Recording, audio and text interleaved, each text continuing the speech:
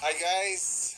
Pakisuyo, tingnan niyo po ito. Isa sa pinaka-memorable na okasyon pag-uwi ko sa lugar namin sa isla ng Siquijor ay ang makitang muli ang isa sa pinakalumang Biblia na gamit noon na King James Version. Maliliit pa kami na ito. Mga 1970s pa po sa amin ang Biblia na ito.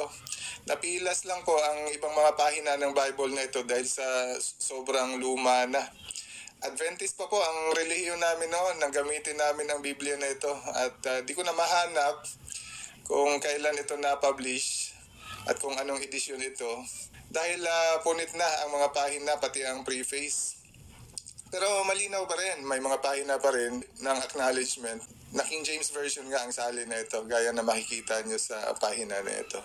Ang sabi sa page, galing po ito sa The Majesty King James, former king of Great Britain, France, and Ireland ang salin na ito.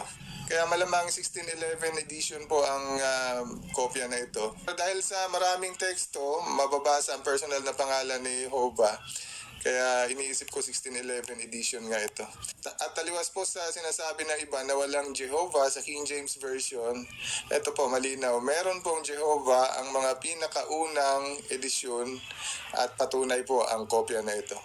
Tingnan niyo po itong mababasa sa Exodus 3:14. Basahin po natin. Ang sabi rito, "And God said unto Moses, I am that I am." Sa Tagalog, sinabi daw ng Diyos kay Moises, "Ako ay ako." Na ang ibig sabihin ng Diyos ay walang sinumang makahahadlang anuman ang gugustuhin ko. Maraming nagsasabing si Jesus daw ang I am na sinasabi ng King James at hindi naman si Jehovah. Meron din naman nagsasabing si Jehovah nga, pero si Jehovah ayon sa kanila ay siya din naman si Jesus.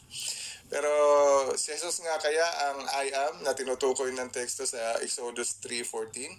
Tingnan po natin. Iabante po natin ang pagbasa sa Exodus 6:3 naman.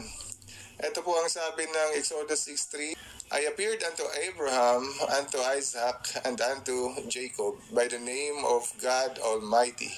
But by my name, Jehovah, I was not known to them. Yun po ang sabi. Kaya napakalinaw po, ayon sa lumang King James Version na ito, si Jehovah po ang I am at hindi si Jesus. At binasa ko rin naman ang Psalm 83:18 o ang awit 83:18. Ang sabi, that men may know that thou, whose name alone is Jehovah, art the Most High over all the earth. Kaya kung itatagalog po natin, malaman nawa ng sangkatauhan na ikaw lamang na ang pangalan ay Jehovah ang kataas-taasan sa buong lupa. Malalaking letra po ang pagkakasulat sa pangalan ng Diyos sa teksto na ito. Kaya patunay na si Jehovah lang ang nag-iisang kataas-taasan sa buong lupa. Ginamit po ang mga salitang you alone. Yun po ang pagkakatukoy kay Jehovah bilang ang kataas-taasang Diyos. Kaya hindi rin po kasama ni Jehovah sa kanyang pagka-Diyos ang kanyang mahal na anak na si Jesus.